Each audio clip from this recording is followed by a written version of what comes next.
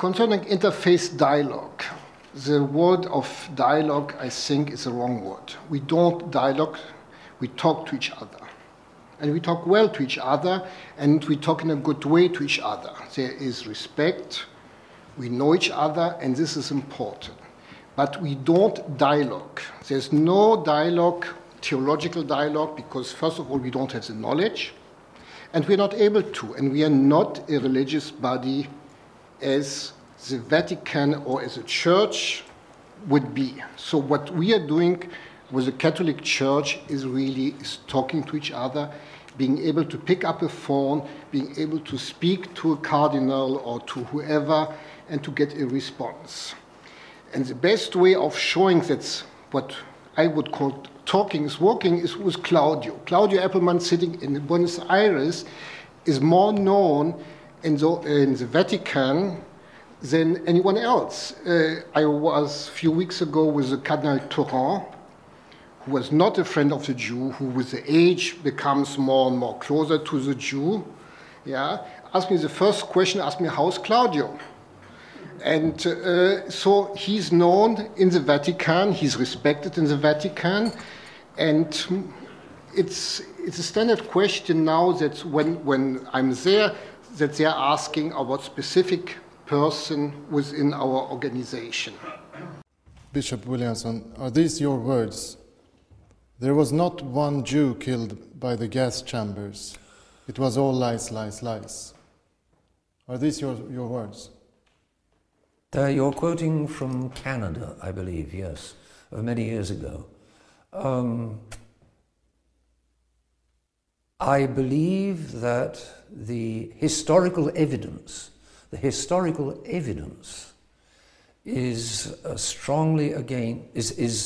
hugely against 6 million Jews having been deliberately gassed in gas chambers as a deliberate policy of Adolf Hitler. But you say not one Jew was killed. In gas chambers. So there was no gas chambers. I believe there were no gas chambers.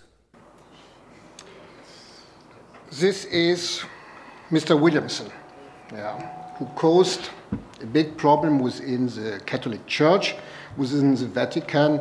Personally, I believe that the Pope did not know about the case. Yeah. You also have to know that the Pope lives in a fake world. He has no sense of reality. He has no sense of what's going on outside the Holy City. He has no computer. When you on his desk there is a phone with still the old dialing system. Yeah. His contact with the outside world is non-existing, and he's only supplied with daily information. This Pope's problem is that he's not liked by his own people. In comparison to any politician, he has no cabinet. He doesn't choose his advisors. He's having some bishops and some priests who are next to him and who are feeding him the daily information. In our talks with the Catholic Church, we have to work on what we just saw on the denial of the Holocaust. This is a serious issue. Williamson is not the only one. There are other anti-Semitic remarks coming out from the church. If this is Radio Maria or other priests, this is something which we have to talk to. We have to talk to the church about the archives. The Pope said very clearly the archives will be open. It will take a few years. My estimation will be another 5 years, but I think that the archives are going to be open. Another serious issue for us is the beatification of Pius XII, where Mr. Laude, as soon as the new head for the commission dealing with the Jews will be appointed, he will be going with Mr. Laude to see the Pope, and at this first meeting, Mr. Laude will have to raise the question of the beatification. Beatification.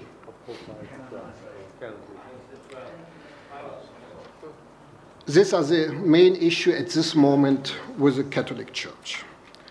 When we go over to the Protestant Church, yeah, there are two Protestant churches. There's a classical one, which are grouped together within the World Council of Churches, which is anti-Semitic, anti-Israel, which is a political body which does not like Israel, which is criticizing Israel, which are really anti-Jewish and anti-Israel.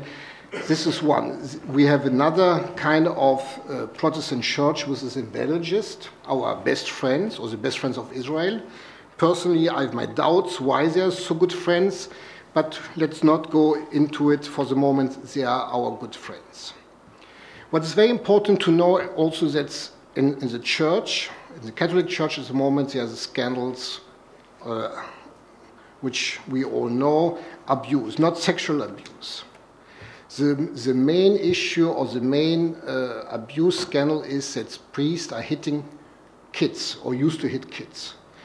For every Christian family to send their kid to a Catholic or to a Christian institution was a safety pure. And suddenly they're discovering that the churches or the school, which depends on the churches, have not been so clean as they always thought. This brings the biggest problems, drop out of the church. There's daily dropping out, families dropping out of the church. This is an issue which the Vatican is trying to analyze, not even to fight against, but even to understand what is happening. And as soon as this is over, we have to see again what will be the relation between the Jews and the Vatican. Whoever will be the new pope, we don't know if we will be such a priority. Also, what is very interesting to know that the demand of Jews wanting to see the pope is the highest. I was showed a statistic of how many non-Jews asked to see the pope and how many Jews asked to see the pope. Mm-hmm. And this was no relation. Every Jew writes a letter, he wants to see the pope. And with the strangest argument, which you can even imagine. But the request for a meeting with the Pope was in no relation to our few million people, which we are. I think that's for the moment it about what is called the interfaith dialogue. I call it talking to each other. We are on a very good track with the Catholic Church, with the Protestants. It's not working so well. We are working on it.